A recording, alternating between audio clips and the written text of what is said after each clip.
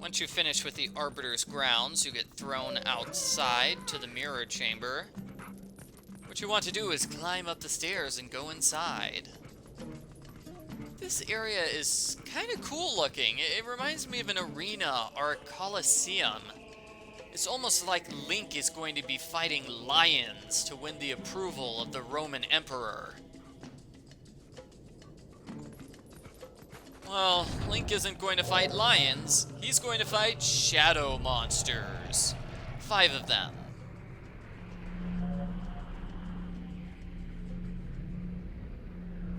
Two of the shadow monsters always land right next to Link, so you can immediately do a spin attack right after that cutscene to kill them.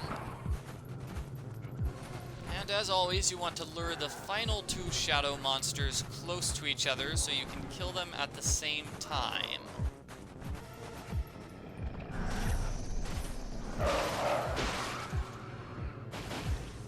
This creates a convenient warp location for us, so we don't have to go through the dungeon ever again.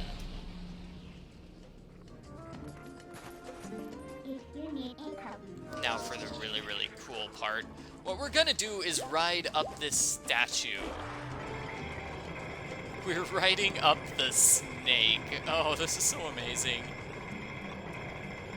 I mean, this is just so much fun, riding up the snake and spinning around. It's the best part of the dungeon, and it's not even in the dungeon. So, spinning at the top of the statue will lift up 2 different things. It lifts up the Mirror of Twilight and this giant refrigerator. Yeah, the refrigerator is giant. I wonder what it is. And this platform here is the mirror. Yeah, they've got the mirror. I mean, the fridge is all tied up. Why would you chain the refrigerator? Are you trying to prevent Link from going inside and having a snack? That's so strange. Anyway, Mirror of Twilight right over here on the smaller platform. It's not that big. It's slightly larger than Midna. And it's destroyed. Dun, dun, dun.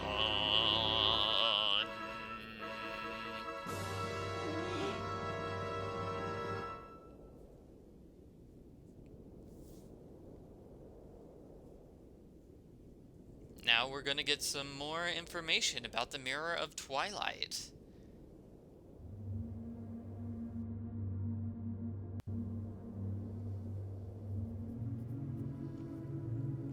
A dark entity lurks in the twilight. It houses an evil power. You who are guided by fate, you who possess the crest of the goddesses, hear us. At the command of the goddesses, we 7 sages have guarded the Mirror of Twilight. However, we are not good at our jobs. The mirror has been destroyed. Destroyed by an evil dark power wielded by one person. His name is Ganondorf. Dun, dun, dun! So, Ganondorf, the villain of the Zelda series, is the villain of this Zelda game. If you haven't played Ocarina of Time, you are probably super confused by now. Ganondorf is this guy over here. He is evil. He tried to take over the land. That's the short story. I'll talk more about his full story later. But he was blinded by ambition. And he was eventually exposed, subdued, and executed.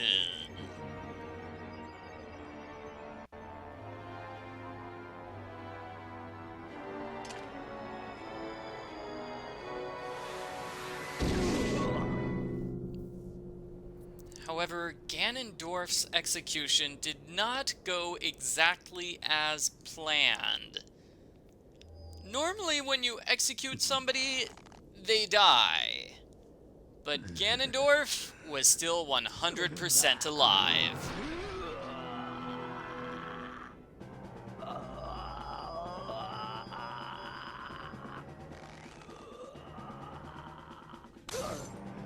By some divine prank, He too had been blessed with the chosen power of the gods. He had the Triforce of Power, and he used it to kill one of the sages. I believe that sage was Ralru. Faced with an evil, powerful Ganondorf, the sages had no choice. They needed to get rid of him quickly, so they banished him to the Twilight Realm.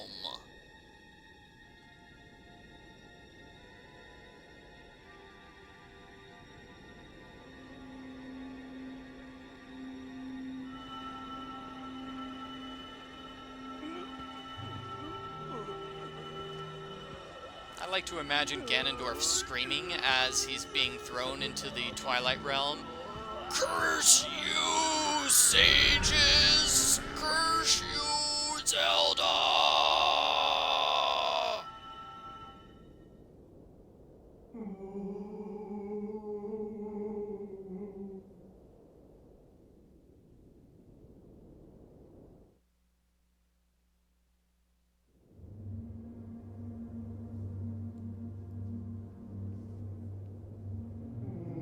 His abiding hatred and lust for power turned to malice.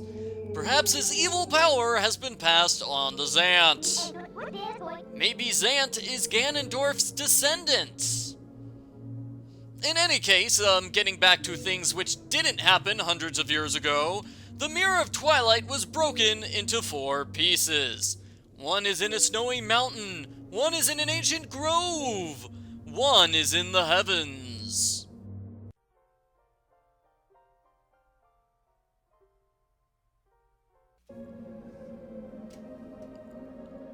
So this is our new quest. We need to find the 3 pieces of the Mirror of Twilight. Very similar to the first half of the game, where our quest was to find the 3 fused shadows. To figure out where you need to go next, you want to return to Telma's bar and talk to the Avengers. While this happens, I want to discuss the scene which just played with Ganondorf. It's very similar to Wind Waker, where Ganondorf is just this evil person from thousands of years ago, and he has returned to take over the world. You know, I like this storyline, it's fine. I kind of preferred Ocarina of Time, where we met Ganondorf before he became an all-powerful monster. It sort of put a face to the nameless evil, you know? So people try to fit this game into the Zelda timeline. It doesn't exactly work.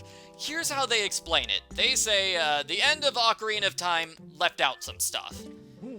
Namely, at the end of Ocarina of Time, Link became a child again, and then he went off to have adventures in Majora's Mask. Apparently what we missed was that Link stopped Ganondorf. He did something to stop Ganondorf. Maybe he destroyed the Goron's Ruby. Maybe he threw the Kokiri Emerald down a well. Maybe he told Princess Ruto, "No way, I'm never gonna marry you." Whatever he did, Link prevented Ganondorf from getting inside the Temple of Time, which put an end to Ganondorf's evil plans. So what Ganondorf did was he just started a war with Hyrule, tried to take over the kingdom by force. Eventually he was captured and executed, as we saw in the scene with those sages.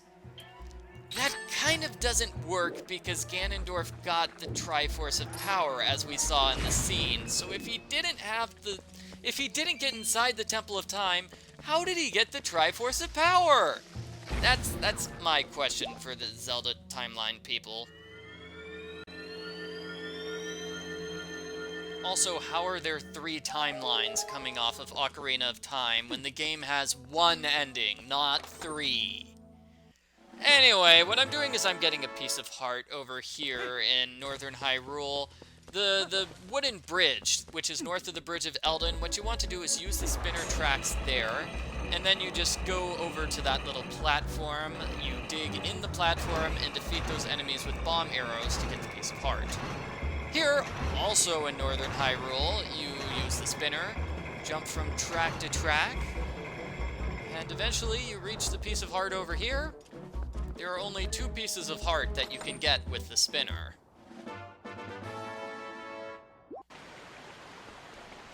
So, in case you don't remember, over here in Zora's domain, on the left, we have the entrance to Snowpeak. Previously it was covered with ice and we weren't able to go through it. But now it's open and we can meet the giant monster who lives here. The monster knows my name? Oh, wait, it's Ashe.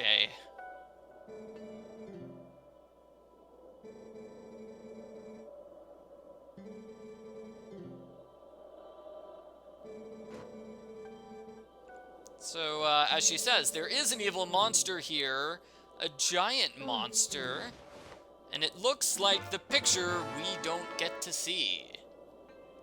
Oh, I want to see the picture of the monster! Well, the monster has been stealing very distinctive red fish, and we need to figure out who knows this. Who knows more about this? The answer is Prince Rallis, the Zora Prince inside Kakariko Graveyard. He's doing much better now that he's not sick and dying, and he will help us identify the monster. No effect? What the? No, try again, Link! Ah, now we have an effect. Okay, so he recognizes the monster, the beast man of the snowy mountains. It likes eating this valuable reekfish. And now Link has the hook, which will catch the fish.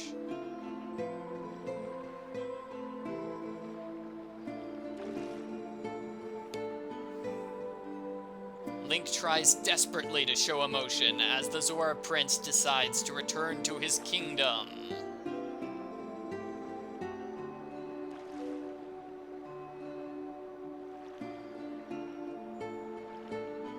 The place you want to fish is over here. It's over on the right-hand side of Zora's domain, sort of near the Po and the golden bug.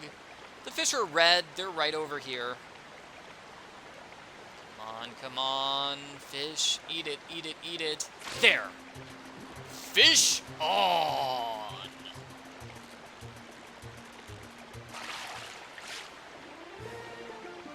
25-inch reekfish. That's pretty big. That's a huge fish. And the reekfish smells awful. Which means Wolf Link is here to save the day. Wolf Link is great at smelling things, right?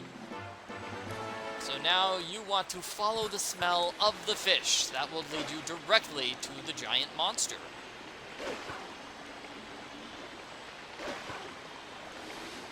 You will probably want to do this part of the game at nighttime. That will make it slightly easier for you to follow the scent. And there are 3 Poes on the mountain, so you can fight all those Poes if it's nighttime. So the first part of the challenge is jumping across ice floes. You do not want to land in the water. If you land in the water at any point, you will be thrown back to the start of this area. So here you jump along the ice floes alongside the descent rather than jumping directly on the scent. Now here's a miniature maze. If you stray too far away from the scent, you will get lost in the blizzard, and then you will be forced to restart from the beginning. We have ice wolves that just jump out of nowhere and attack you. Not nice, not nice. So here in this area, around the first squiggly thingy on the map, what you want to do is fight the Po. That's where Po number 1 is located.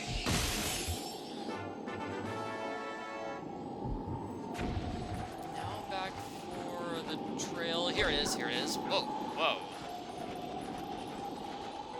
The trail is going to lead up a cliffside.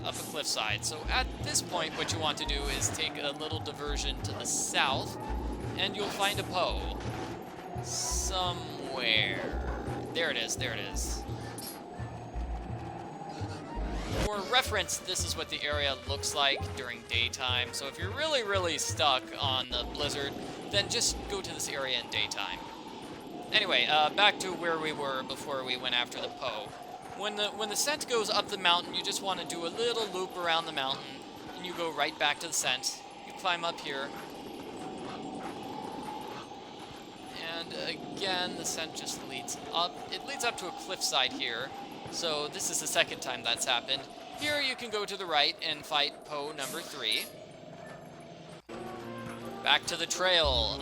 When it goes up the mountain face, what you want to do is just continue upwards and then circle around, just like you did the first time the scent went up the mountain face. The third time the scent goes up the mountain face, you want to do something a little different. What you want to do is jump attack the wall. That creates a mini avalanche. And now you can continue up the mountain.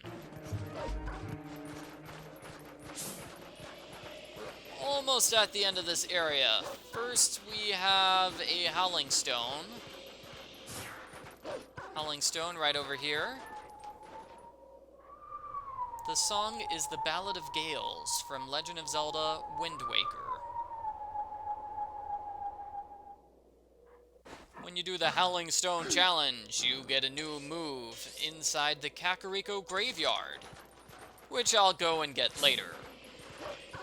For now, I'm gonna finish the scent challenge by going over here and digging into a cave.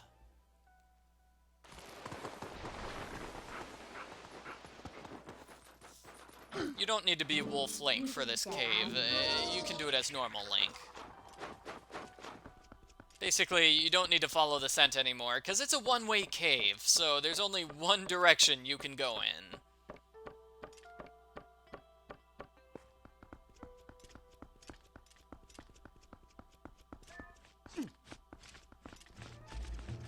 The enemies here are called Ice Keys. They're basically bats, but they freeze you. Yeah, it's not good. Whenever they touch you, they'll freeze you momentarily. So either destroy the bats or try to avoid them, then climb up this wall. Alternately, just use the claw shot to reach the ceiling and avoid the bats completely. But you'll notice the bats hang from the ceiling, so that might not be the best strategy. And hooray! We're at the end of the area! Kind of. Can you see the monster over there? That's the big monster. What you want to do is head towards the monster. And now we have a warp point. How many shadow beasts do we fight this time? 5, 6, 7... Oh, just 3. Okay, so we're going to be fighting Mo, Larry, and Curly. So, kill one of them here. And as always, you want to kill the other 2 at the exact same time with a spin attack.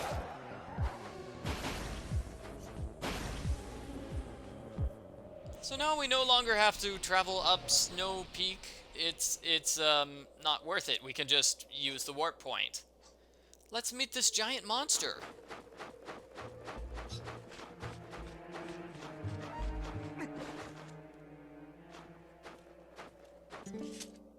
Whoa. Whoa!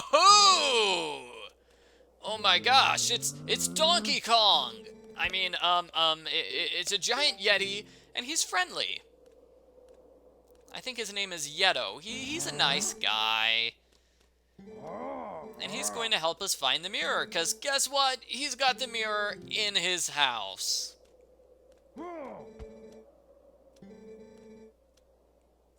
Man, and that is a giant fish. Like, my fish was 26 inches. That fish is bigger than Link. Now I feel really, really bad about the size of my tiny, tiny fish.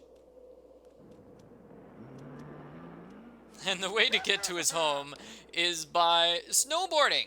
We're snowboarding. We're gonna snowboard all the way there. Oh, it's fun. Oh, Bob, it's time. It's time to rock a rhyme. To rock a rhyme? That's right, it's time! It's time to rock a rhyme, to rock a rhyme, that's right, it's time, it's tricky! It's tricky! Ow! I think I'll forget about singing and focus on snowboarding. Okay, Bob? Sure, Michael, that sounds like a safer strategy. Thanks for understanding, Bob. In this challenge, you want to move your cursor. You want to move your control stick left and right, which makes Link go left and right. You can also hold down the A button and let go to jump, like I'm doing here. Riding on top of the trees. Getting a purple rupee, very nice. Running into icicles, not so nice. Now this is the sneaky way. The normal way is to go around the path to the side. This is the sneaky shortcut where you go around the top. You don't have to do the sneaky shortcut. The sneaky shortcut is a lot harder because you have to do jumps. If you go the normal way, you don't have to do any jumping. Like these little gaps here, Link automatically jumps over them. You don't actually need to jump with the A button. And that's it. That's the end of the snowboarding challenge. It took me forever. You'll notice I went from half health to almost no health. Every time you fail, you lose a heart. So we're right here at the Yetis House, and I died at the very end. Ooh, that's embarrassing. Well, what happened was I actually had to use a fairy and a bottle to regain my life. That's how many times I died on the snowboarding challenge. But that's okay, because I finally made it to the next dungeon.